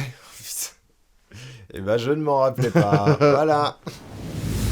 Très bien, Maxime. Du coup, de mon côté, on va faire la dernière concernant les Golden Globes. Et cette fois-ci, on va partir sur un acteur. Le meilleur acteur dans une comédie de l'année 1995. Ok. Du coup, nous avons en proposition Hugh Grant pour 4 mariages et un enterrement. Ok. Jim Carrey pour The Mask. Johnny Depp pour Ed Wood. Ah, c'est vrai. Arnold Schwarzenegger pour Junior. Et Terence Stamp pour Priscilla, folle du désert. Eh oui. Eh oui, Eh oui, tous ces films sont de cette même période. c'est ça. Alors je crois que j'ai un souvenir, c'est Jim Carrey. Ah, toi aussi, tu as une inspiration Ah ouais, comme ça mais qui vient, en fait, avant flash. que tu le dises, je me suis dit, je crois que Jim Carrey l'a eu pour The Mask. Ok. Surtout que là, si on parle de Prime, alors Jim Ah oui. Carrey était plus qu'à son Prime. Oui, là, on Ouais. est sur le prime du prime. Hugh Grant aussi, C'est vrai. mais Jim Carrey était sur le toit du monde en 94, parce qu'il a sorti Ace Ventura et The Mask, Mhm. et je crois que c'est le seul acteur encore maintenant qui a fait 2 numéros 1 au box-office en moins d'un an, en fait. Donc je vais suivre mon instinct, et c'est Jim Carrey pour The Mask. Très bien, Maxime. Eh bien, ce que je peux te dire, c'est que tu as raison. Pour une chose, c'est que Hugh Grant aussi était à son prime. Et c'est Hugh Grant qui l'a eu. Non, dommage. Eh oui. Bien tenté, bien tenté. À chaque fois, les analyses sont bonnes, hein, mais... Ouais, c'est fou, hein. Mais j'aime bien le jeu, même si on est très nul à ça. Ah oui, oui, je trouve ça paraît très ludique, et je pense que ça peut plaire aussi aux gens qui nous écoutent, qui essayent de deviner comme nous. Alors, Benjamin, on revient aux Grammy Awards Ok. de 2019. Oh. Et là, il s'agit de savoir qui a remporté la chanson de l'année. Oh. J'ai hâte. Vas-y, balance. Est-ce qu'il s'agit de God's Plan de Drake? Mhm. Est-ce qu'il s'agit de This Is America de Childish Gambino? I Like It de Cardi B et Bad Bunny? Ouais. De The Joke de Brandy Carlile? Ouais. Shallow de Lady Gaga et Bradley Cooper? All the Stars de Kendrick Lamar? Rockstar de Post Malone avec 21 Savage? Ou The Middle de Z? C'est horrible parce que je l'ai su. Ça, c'est sûr et certain que je l'ai su. Ouais. Dans mes souvenirs, God's Plan et This Is America se sont fait boycott là-dessus. Je crois que This Is America a peut-être eu une histoire de clip ou un truc comme ça qu'il a eu, mais je crois pas qu'il a eu la chanson. God's Plan, il l'a pas eu, c'est sûr. All the Stars, il l'a pas eu. Pour moi, ça joue entre Shallow, Z, parce que pareil, j'ai une inspi de Z, il a volé un truc qu'il aurait pas dû voler. Et putain, il m'en manque un que j'avais dans la tête. En rap, il y avait quoi après? Ah oui, Rockstar. Pour moi, ça joue entre ces trois-là. Ok. Et je vais suivre mon instinct et je vais dire que c'est Rockstar. De Post Malone avec 21 Savage? Ouais. Eh bien, tu as eu une analyse, Benjamin. Ouais. Et dès le début, tu as été dans l'erreur. Ah. Car, d'une certaine America. manière, t'as éliminé God's Plan de Drake. Ouais. Et t'avais raison de l'éliminer. Mm. Mais t'as d'office éliminé This Is America. Mm. Et tu n'aurais pas dû. Ah ouais, ok. Putain, ça doit être dans une autre cérémonie alors qu'il s'est fait... Parce qu'il y avait une hype de ouf. Et d'ailleurs, je Bien sûr. découvre que en producteur de ce son, il y a Ludwig Göransson, Ah, c'est le gars qui a fait la... BO d'Oppenheimer. Ouais, c'est vrai. Incroyable. Voilà, On en apprend tous les jours. exactement. Donc on en vient au dernier pour terminer et clôturer ce jeu. Parlons de jeu. Ah bah, Game Awards. comme ça tombe bien. Et Maxime, je vais te demander qui a été élu jeu de l'année en 2016. Et en 2016, il y avait Doom, Ok. Inside, Titanfall 2, Overwatch et Uncharted 4. Alors, il y a des jeux tellement différents. Il n'y avait pas jeu indépendant à l'époque. Si. Et Inside, il est en... Inside s'est frayé le chemin jusqu'à là. Ok. Bah, dans mon petit cœur, c'est Inside. Mais on vous en reparlera très bientôt. Est-ce que tu t'es dit, c'est Inside, et du coup, il y a la transition pour la rubrique d'après et genre, tu m'as laissé commencer pour être sûr de pouvoir terminer par Inside. Je sais que nous deux, on a déjà eu ce genre de manipulation mentale et de mindset. Après, vu que tu dis les nominés, peut-être que du coup, t'avais naturellement la transition. Sachant que j'allais partir dessus, tu comptais sur moi pour faire la transition. Et ce serait malin de ta part. Ouais. Il y a Uncharted 4. Mais est-ce que c'est le 4 qui a eu un Game Award ? Est-ce que c'est pas plus Uncharted 2 ou 3 qui méritait réellement un Game Awards à l'époque ? Doom. Donc c'est le retour de Doom. Ouais, je vois très bien de quel jeu tu parles. Et c'est vrai que, bah, vu que la communauté vote en plus au Game Award, bah Doom, oui, on est cœur de cible, comme on appelle ça. Après, je peux te dire que la communauté a genre 10% des votes, hein, c'est pas grand-chose. Je préfère le préciser. Allez, quoi qu'il arrive, on va aller jusqu'à la transition. De toute façon, je n'ai pas marqué de points, donc c'est parti. On va aller sur Inside. Pour faire la transi. Bah écoute. Du coup, je vais pas laisser trop de suspense pour que la transi soit bonne. Mais Maxime, tu crois vraiment qu'Inside a fait le poids face à ces mastodontes, franchement? Non mais vraiment. Et du coup, je t'annonce que c'est Overwatch qui a gagné cette année. Et oui. Ah bah tu vois, même si j'avais pas dit Inside, je serais jamais parti sur Overwatch. Je serais jamais parti sur Overwatch non plus. Ah ouais, d'accord. Et de toute façon, Maxime, la transition n'aurait pas vraiment pu avoir lieu parce qu'avant, on a notre fameuse capsule Starac. Et oui, c'est vrai, Benjamin. Allez, c'est parti, on va revenir sur tous ces primes de la Starac.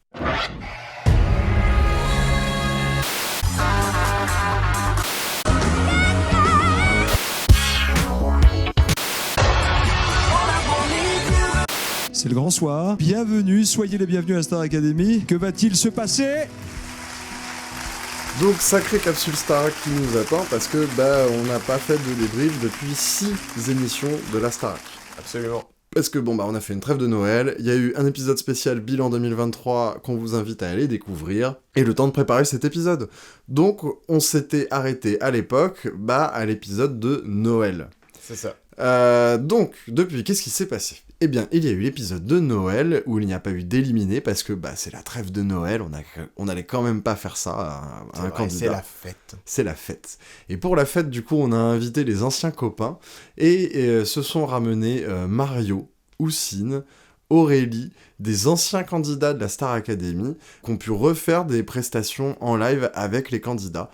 C'était un prime assez chouette, en tout cas pour moi, qui a regardé la Starac à l'époque, de les revoir tous chanter et refaire des chansons sur ce plateau, c'était super, et puis aussi de transmettre auprès de ces nouveaux candidats. Moi, ça m'a beaucoup plu, c'est un prime que j'ai trouvé très très chouette. Même si, sans l'enjeu d'une élimination, c'était un peu particulier, mais ça a fait le taf, on va dire. Benjamin, toi, ça a été ? Oui, non, ça a fait le taf, surtout que, ils se sont bien contentés de rappeler ceux des 3 premières saisons, qui sont les saisons que j'ai vues, quoi. Oui, puis donc ça a été. 2 qui n'ont pas forcément gagné, mais dont on se rappelait. Ah oui, bien sûr, c'était que des gens dont on se rappelait, donc non, ça s'est bien passé, c'était sympa. Après, oui, le fait qu'il n'y ait pas d'enjeu coupe un peu quand même quelque chose. Moi, j'aime bien quand on a du suspense et qu'on doit attendre qui part à la fin. Donc, c'était sympathique. Mais je suis vite passé à celui d'après. Et celui d'après était un épisode spécial jour de l'an, où on a pu faire la fête avec les candidats de la Starac, donc c'était la veille du jour de l'an. C'est ça. Donc on a eu l'élimination de Candice à ce moment-là. C'était, on va dire, un peu à prévoir. Oui, voilà, à peu près logique et attendu. Parce que, effectivement, elle fournissait un véritable travail, mais elle évoluait, on va dire, moins rapidement que ses camarades.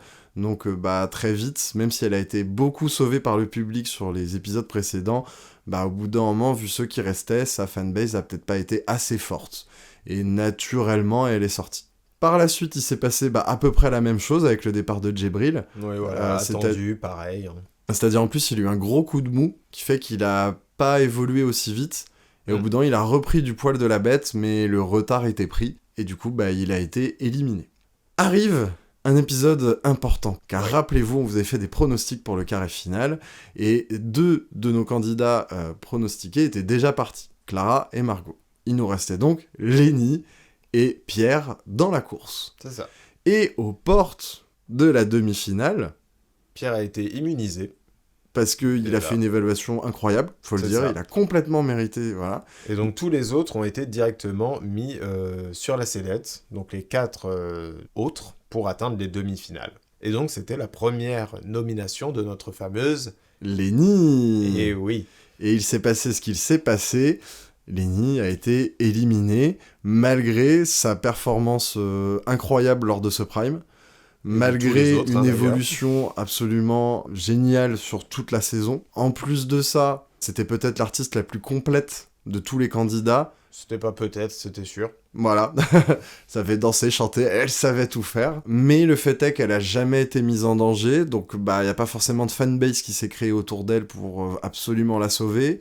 D'autant plus que elle avait jamais été nominée, donc peut-être qu'il y a eu des gens qui se sont dit « Ah, c'est la chouchoute, il y a peut-être quelque chose qui s'est développé là-dessus. Ouais. » Et du coup, elle a pas pu obtenir les votes face à des fanbases beaucoup plus fortes, comme par exemple, je pense à celle d'Axel, ou celle de Julien et Elena. Et Lenny, quand même, était ultra choqué à la fin du prime, et tout le monde sur le plateau était vraiment bouche bée. Ouais. Il y avait un côté vraiment hyper silence de mort. Comme à l'élimination de Clara, quoi. Exactement, comme à l'élimination de Clara. Sauf que Lenny n'a vraiment pas pu reparler derrière. Elle était vraiment trop choquée, elle pleurait toutes les larmes de son corps. Et donc du coup, on a dû attendre la semaine d'après pour avoir des nouvelles. Et elle est carrément revenue chanter, d'ailleurs. Exactement, et elle a mis à l'amende tout le monde, et ça fait encore plus mal de voir du coup ce carré final. Donc c'était pour les demi-finales de Julien et Axel. Exactement. Et vraiment, elle est venue illuminer le plateau parce que c'était un prime que nous, on n'a pas beaucoup apprécié. C'est ça, parce que du coup, carré final, donc Julien, Axel, Pierre et Léna, ils ont, cette année, fait les phases finales en 3 parties. L'année dernière, on a vu les demi-finales et la finale sur une seule émission. Cette année, on a eu 2 demi-finales, donc avec à chaque fois un duel. Donc Axel, Julien d'un côté, Pierre et Léna de l'autre. Et un épisode final pour déterminer qui, finalement, de Pierre ou de Julien va gagner. Et du coup, ce prime centré autour de Julien et Axel, comme vient de dire Benjamin, nous on s'est un peu ennuyés, parce que vu qu'on a 2 chanteurs à voix, on leur a fait faire que des chansons à voix. Donc c'est sûr que quand on n'a pas une Lenny pour nous assurer le show, quand on n'a pas un Pierre qui a une tessiture vocale très particulière pour donner un peu de couleur, du coup ça donne un live où on a que des grandes chansons à voix, un peu lancinantes, et du coup... C'est très plan-plan, quoi. C'était plan-plan, exactement. Et c'était vraiment que performance sur performance. Donc il y a eu un peu des sons et des chantés vraiment basés sur l'interprétation.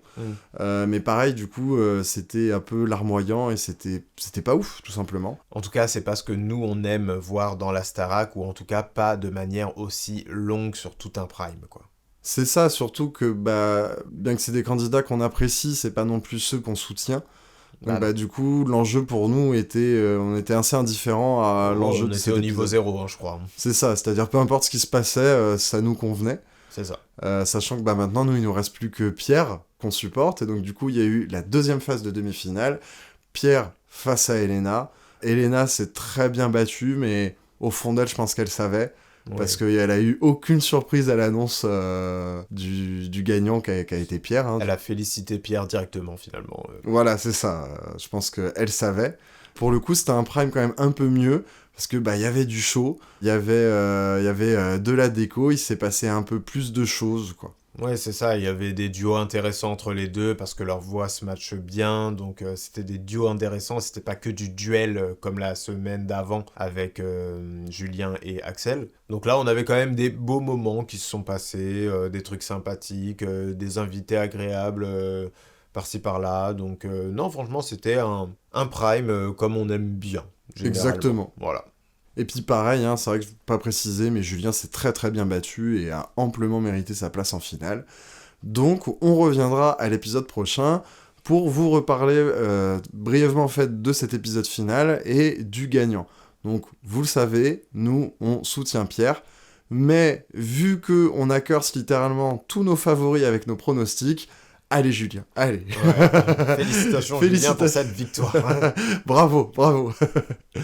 Alors, pourquoi j'ai dit qu'on allait revenir brièvement sur cette finale ? Tout simplement parce que quand on va revenir avec le nouvel épisode du podcast, ce qu'on a prévu en capsule de suivi après la Starac aura commencé.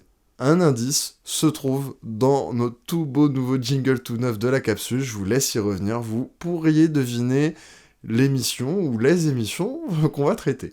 Donc du coup ça va être une capsule un peu plus chargée parce que du coup on va devoir faire la transition entre le dernier épisode de la Starac et les premiers épisodes des nouvelles émissions qu'on va traiter. Donc voilà, vous avez nos pronostics. J'espère en tout cas que vous avez apprécié cette saison de la Starac et aussi de la suivre un peu avec nous.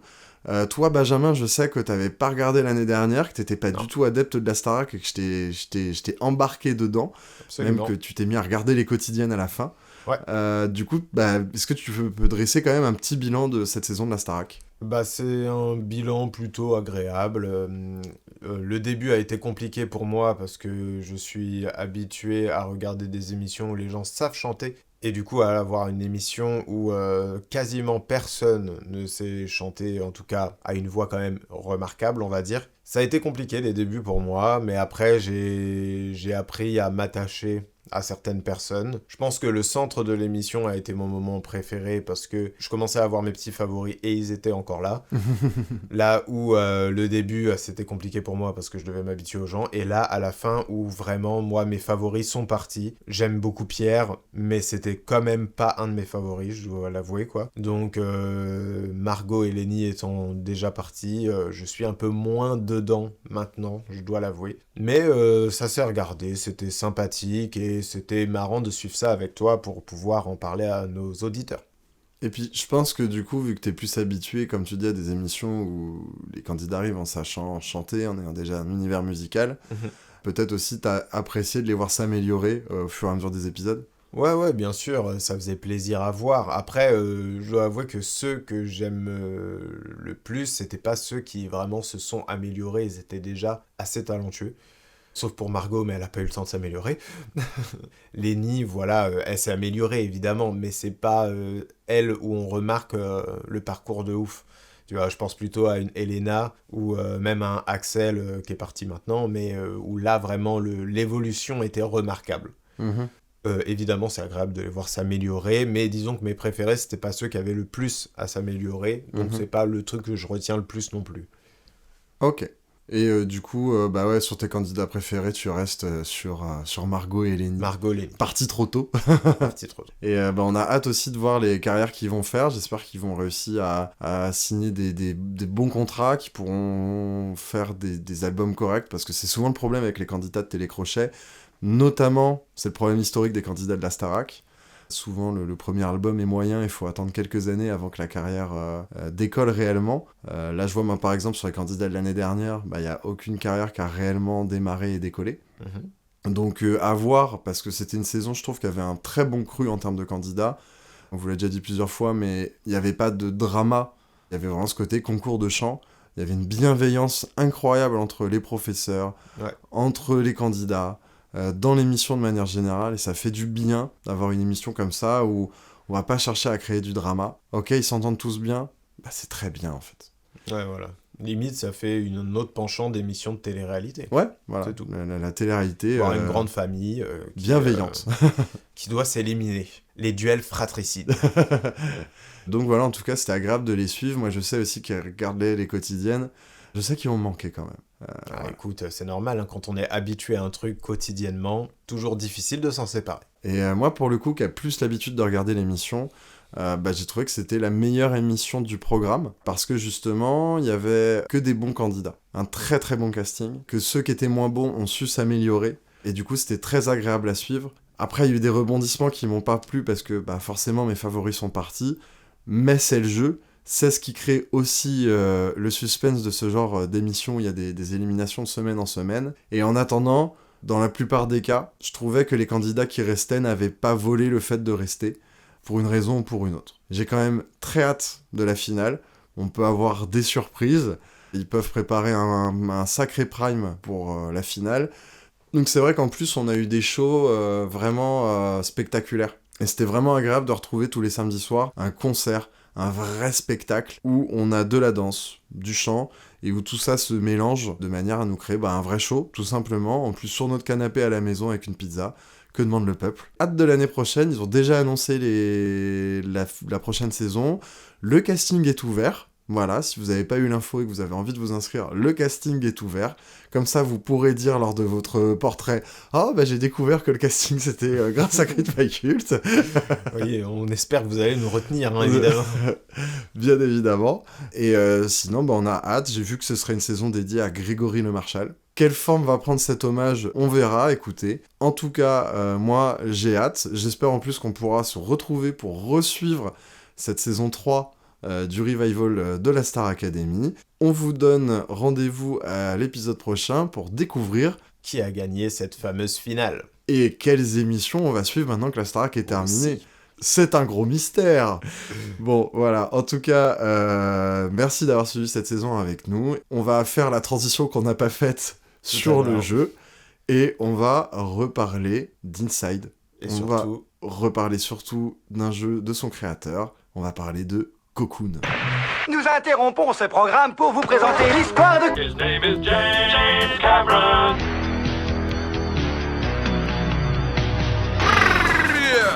Chronoscan activé.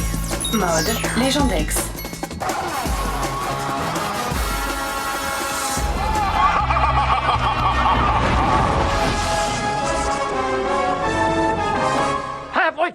Donc du coup, on se retrouve maintenant dans le Culture Culte pour parler du jeu Cocoon. C'est un jeu qu'on vous a déjà cité quand on parlait des Game Awards, car il avait été nominé pour meilleur jeu indépendant. Et du coup, ça nous a rendu très curieux de savoir qu'est-ce qui valait ce fameux jeu indé qui s'appelle Cocoon. Mais Maxime, déjà, est-ce que tu peux nous contextualiser un petit peu ce jeu? Tout à fait. Alors, on va revenir quelques années en arrière avec un jeu qui s'appelle Limbo. Alors, Limbo, c'était un jeu de plateforme qui était sorti il y a quelques années, qui avait eu un grand succès, un jeu indé du développeur Playdead. Un autre jeu était sorti par Playdead, donc Inside, le jeu dont on vous parlait tout à l'heure et qui n'a pas remporté le Game Award cette année-là, mais qui n'en est pas moins un jeu excellent. Et en fait, J.P. Carlson, qui est le game designer de ces deux jeux-là, qui sont en plus deux jeux qui valent beaucoup pour leur game design, c'est vraiment des petites pépites de game design, est parti fonder Geometric Interactive avec Jacob Schmidt, un compositeur de musique électronique, et ils ont fait le jeu Cocoon. Donc avec Benjamin, on était déjà des grands fans finalement du travail de J.P. Carlson, parce qu'on a tous les deux adoré parcourir Limbo et Inside, et on aimait réellement son approche de gameplay. Benjamin, avant de parler de Cocoon, est-ce qu'on peut revenir d'abord sur le travail de J.P. Carlson avec Limbo et Inside, et ce qui t'a plu dedans? Je pense qu'on peut parler même du tout à la fois, en tout cas de mon côté, parce qu'en fait, ce que j'ai aimé dans Cocoon est déjà plus ou moins présent dans Limbo et Inside, en fait. D'accord. Ce que j'aime déjà, c'est l'immersion. C'est un gars, tu démarres le jeu, tu es direct en situation, pas de tuto, pas de trucs, appuyer sur A pour faire ci, non. Tu es mis en situation, et le début du jeu va t'apprendre comment tu vas jouer. Et après, c'est parti, t'es parti pour quelques heures pour kiffer. Surtout que ça t'apprend assez instinctivement, vu comme tu dis, il n'y a pas de tuto, et du coup, naturellement, par le game design, c'est pour ça que c'est des pépites de game design, tu comprends toi-même comment jouer et comment interagir avec le monde qu'on te propose. C'est toujours des interactions assez limitées. Oui. Par exemple, il n'y a que du saut pour Limbo, et Inside, t'as un peu plus, mais pas beaucoup. Oui. Pareil, t'as qu'un bouton d'action pour Cocoon. Ouais, on est retour à un bouton. D'ailleurs, Limbo, je crois que tu peux quand même tirer des trucs aussi. Ouais, voilà, c'est ça. Un peu comme dans Inside. Voilà. Mais du coup, c'est toujours des interactions très limitées, mais on revient un peu aux bases d'un bon vieux Super Mario Bros, où on avait un game design très instinctif qui nécessitait pas de tuto, pas de cinématique, pas d'explication, juste le jeu, jeu épuré, en fait. T'as ton personnage, et ça commence. Voilà. C'est parti. Et ça, c'est ce que j'aimais déjà beaucoup dans Limbo et Inside, et c'est de nouveau présent dans Cocoon. On peut reconnaître vraiment la patte de J.P. Carlson, du coup, à ce niveau-là. Et concernant Limbo et Inside, ce que j'aimais beaucoup aussi, c'était leur univers un peu sombre. Vous l'avez compris, j'aime beaucoup l'horreur, hein, c'est pas pour rien que j'ai conseillé Shutter à Maxime. Il y a un côté vraiment sombre, glauque dans Limbo et aussi dans Inside, que j'aimais énormément, qui n'est plus là dans Cocoon, mais qui a bien d'autres choses à offrir. Bah oui, et puis on passe de l'horreur à la science-fiction, donc du coup oui. on passe de tes domaines de prédilection au mien. Voilà. Parce que du coup, Cocoon, bon, pour ceux qui n'ont pas joué, ça va peut-être pas vous parler, mais pour ceux qui ont joué, ils vont comprendre ce que je veux dire. C'est un jeu Ant-Man qui est pas sous licence. Bon, blague à part, du coup, Limbo brillait parce que c'était des gameplays instinctifs comme pouvait être le premier Super Mario Bros. Limbo a réussi à faire pareil en prenant le contre-pied de ça. C'est-à-dire que Limbo, c'était un jeu de plateforme qui brillait par le fait que y a des fois, il fallait tenter des sauts dans le vide, des sauts dans l'inconnu. C'était un jeu qui était tout en ombre, et que le moment où tu comprenais ce qu'il fallait faire, c'était systématiquement une prise de risque. C'est qu'il y avait vraiment cette mécanique de te dire « Attends, je dois faire ça ? Bah non, mais si je dois faire ça, je meurs. Je meurs, mais d'un autre côté, si je dois faire ça, ça veut dire que je vais pas mourir en faisant ça. » Le jeu t'apporte toute cette mécanique-là tout au long du jeu. C'est toujours des jeux qui sont très très rapidement. Moi, en tout cas, pour les 3, c'est des jeux que j'ai fait d'une traite. Inside, pareil, on était dans un jeu d'horreur avec des interactions limitées. On rentrait dans quelque chose d'un peu plus puzzle game. Tu devais t'échapper plus ou moins de quelque chose. Et les énigmes étaient sur la manière dont tu allais traverser la map. Comment tu allais continuer d'avancer. Comment tu allais sortir. T'as même des phases, on va dire, en sous-marin. T'as aussi des mécaniques pour changer un peu la manière dont les espaces du jeu vont être organisés, qui te permettent de mélanger un peu le jeu de plateforme, le jeu d'aventure et le puzzle game. Là, maintenant, on va parler de Cocoon. Maintenant qu'on a un peu débriefé ces deux jeux-là, ces deux jeux en plus que vous trouvez à pas trop cher sur toutes les plateformes. Oui. Donc allez-y pour les faire. En plus, Playdead n'a plus de JP Carlson chez eux, mais prépare quand même un 3e jeu. Oui. Et je pense qu'ils vont quand même rester dans l'esprit, à voir ce que ça donne sans leur game designer. On va voir, hein. On attend avec impatience. Mais du coup, là, on va passer réellement à Cocoon, qui est là purement un puzzle game.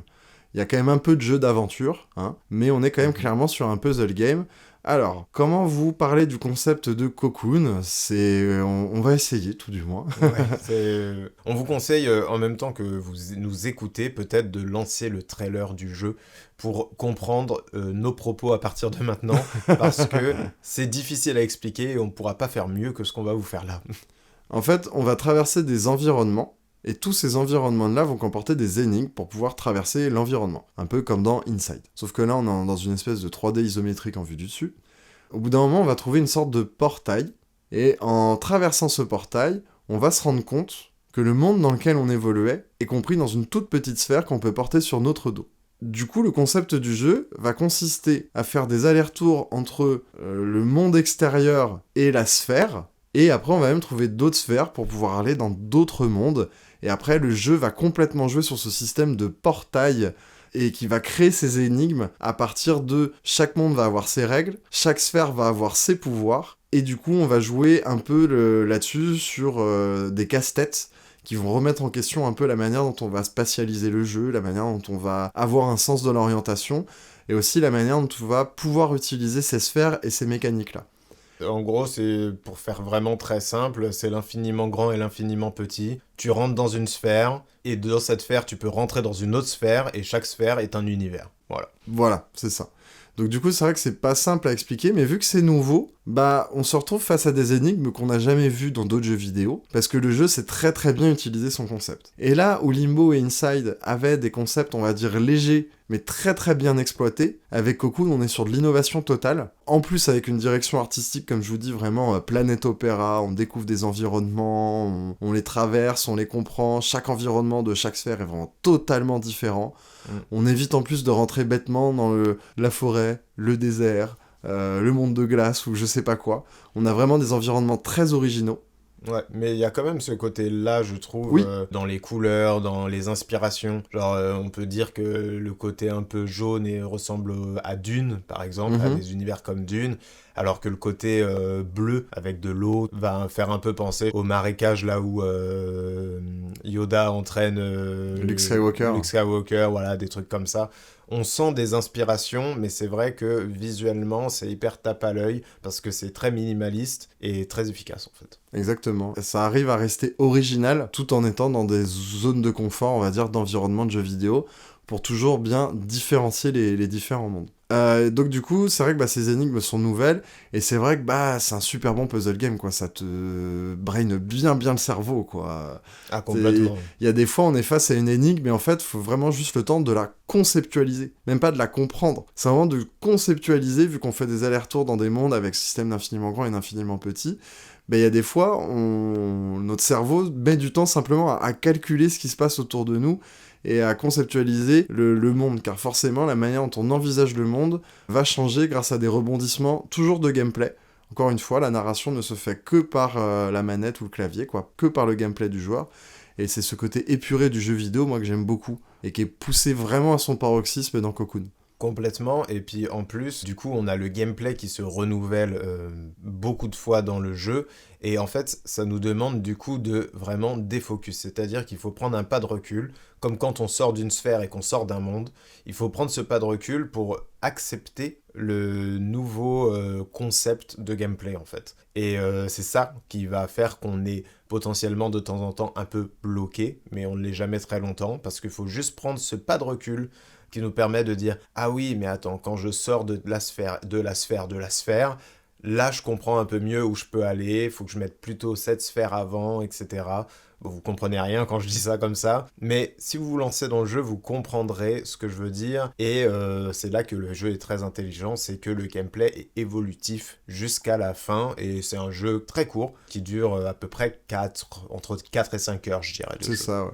Et en plus de ça, c'est vrai que je trouve que le jeu ne tourne jamais en rond, dans la mesure où dès qu'on a bien exploité et qu'on t'a fait peut-être une ou deux fois une énigme sur tel type de gameplay, on va pas répéter ce type d'énigme, on va soit ne plus la faire, soit on va te la faire évoluer, on va te la complexifier. Il y a vraiment cette courbe de progression où les toutes premières énigmes sont d'une simplicité enfantine et ça se complexifie vraiment au fur et à mesure jusqu'à la phase finale où là on a tous les pouvoirs possibles du jeu et ils vont s'intriquer entre eux et là vraiment c'est là où en fonction de... faut peut-être parfois prendre ce pas de recul dont tu parles et peut-être parfois un ou deux ou vraiment se poser et réfléchir parce que tout s'intrique tellement bien que faut reconceptualiser la vision qu'on a de ce monde et c'est vrai que moi j'ai beaucoup aimé la toute dernière partie du jeu parce qu'on est sur de la difficulté juste, c'est-à-dire pas de la simple difficulté où on fait des trucs durs pour faire des trucs durs, mais de la difficulté juste pour pousser le concept du gameplay jusqu'au bout. Complètement, et puis là où le jeu est intelligent, c'est qu'à chaque fois on a une sorte de bilan de chaque phase de gameplay avec un boss fight. On doit combattre, entre grosses guillemets, un boss où on doit utiliser la mécanique de gameplay qu'on a utilisée pour arriver jusqu'à lui. Et du coup, ça sert de bilan et généralement, ce gameplay-là ne reviendra pas vraiment jusqu'à la toute fin où on doit mélanger du coup tous les gameplays qu'on a récoltés depuis le début du jeu. Ouais, moi d'ailleurs, ça m'a surpris qu'ils tentent le boss fight. On croise aucun ennemi dans le jeu. Les boss sont des sortes de gardiens des sphères. Voilà. Et c'est vrai que on croise pas d'ennemis du tout dans le jeu. On est vraiment sur du pur puzzle game. Mais on va quand même tenter du boss fight à la fin. Qui, comme tu l'as très bien dit, se fait comme un bilan des énigmes qu'on vient de découvrir.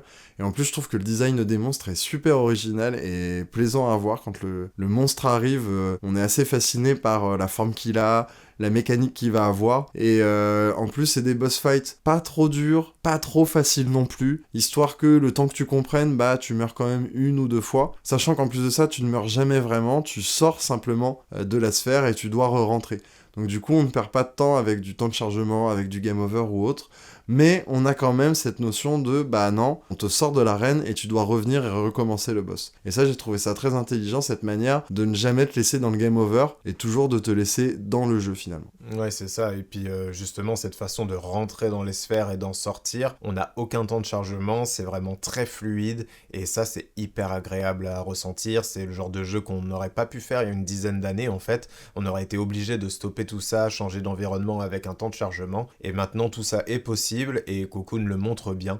C'est pour moi la dernière grande évolution du jeu vidéo, c'est temps de chargement quasi inexistant, qui nous permet en fait de créer un vrai flux dans le jeu. Ça nous permet de pas être cassé dans notre immersion, et ça pour moi c'est la plus grande évolution du jeu vidéo dernièrement. Ouais, tout à fait. On a hâte de voir ce que ce studio, du coup, tout neuf, Géométrique Interactive, nous réserve avec le travail de JP Carlsen. On a aussi hâte de voir ce que Playdead, son ancien développeur, nous prépare sans lui. Donc vous l'avez compris, Limbo, Playdead, Cocoon, c'est du jeu indé, c'est quali, c'est incroyable, c'est génial. Allez-y, Préciser qu'il est sur le Game Pass quand même. Voilà. Ça peut aider beaucoup. En plus, Cocoon, il est dispo sur le Game Pass, ainsi que Playdead d'ailleurs. Donc allez-y, et puis faites-nous vos retours pour savoir si vous avez aimé le jeu. Et maintenant, l'heure de la dernière rubrique, les recos. Je suis dans la cuisine, tu penses que je te prépare? Je sais pas, peut-être. C'est un conseil d'ami que je vous donne.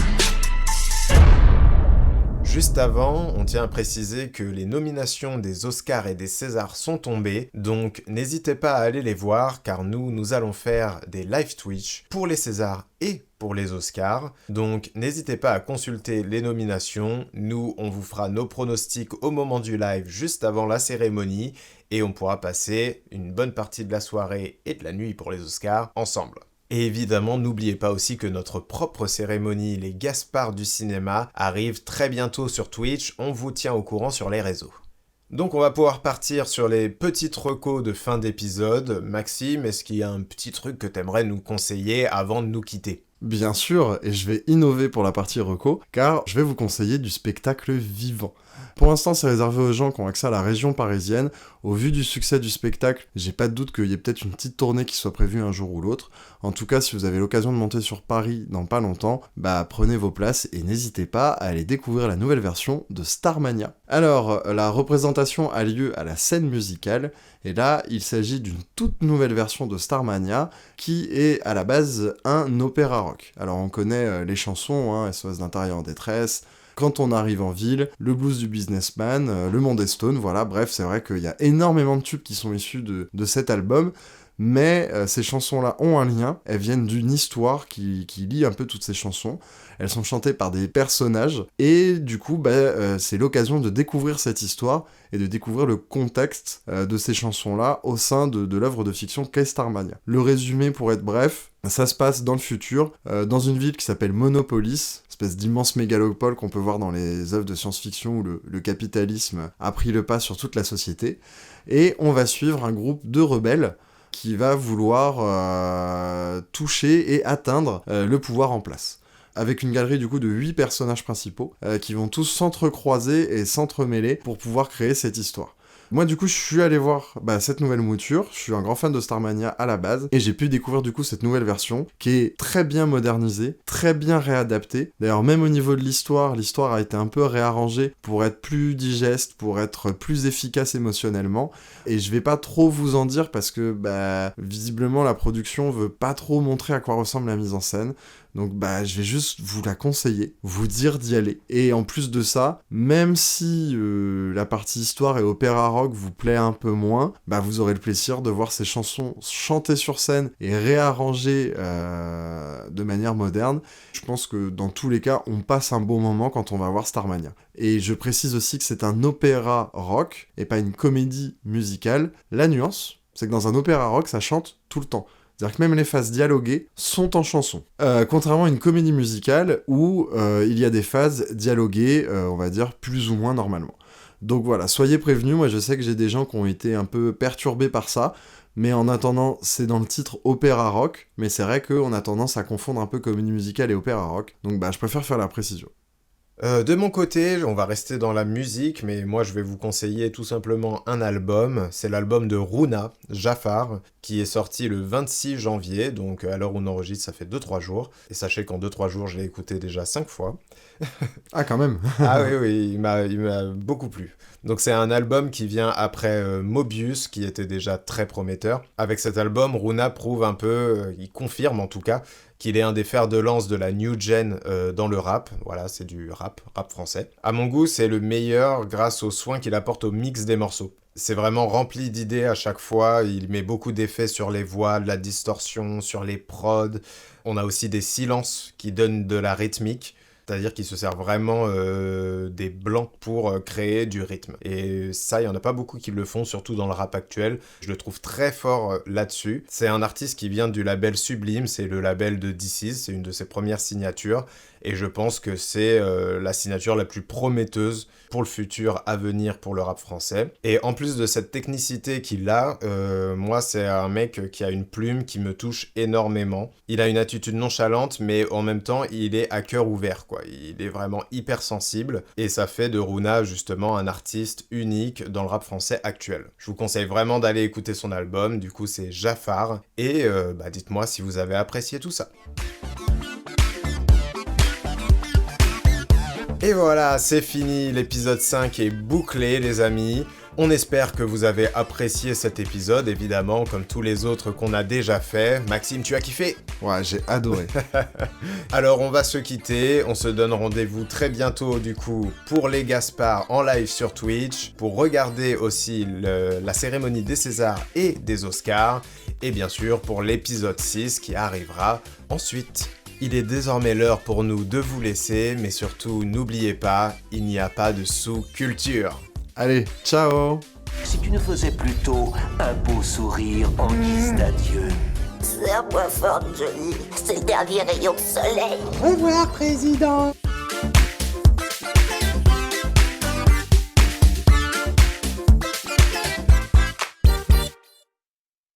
Waouh!